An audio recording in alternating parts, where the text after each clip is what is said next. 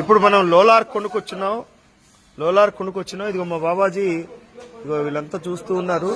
ఇప్పుడు లోలార్ కుండు లోపలికి పోయేసి ఆ కుండలో స్నానం చేయాలా.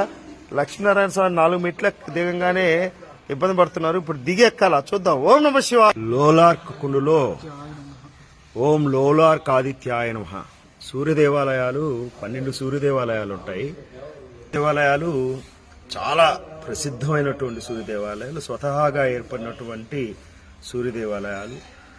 అంటే ఒక్కొక్క సూర్య దేవాలయానికి ఒక్కొక్క ప్రసిద్ధి ఉంటుంది. ఈయన లోలార్క్ ఆదిత్యులు. ఈ సూర్య దేవాలయాల యాత్ర కూడా ఉంది.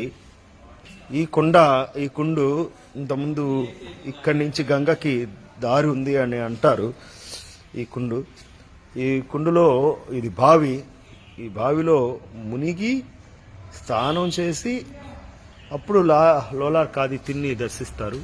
ఈ పైన లోలార్క్ ఆదిత్యులు శివయ్య ఉన్నారు. ఇప్పుడు మేమంతా ఈ మెట్లంతా ఎక్కి సాములంతా దిగి కింద దాకా వచ్చారు. చూడొచ్చు మనం.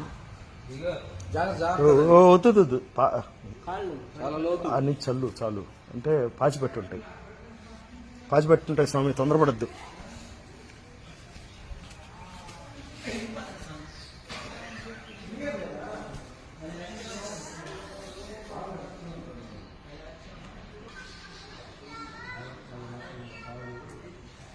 ఇక్కడ లోలార్క్ లో మహా గణపతి 64 గణపతిలో ఒక గణపతి మనం చూడొచ్చు. ఎంత అద్భుతంగా ఉన్నారో గణపతి.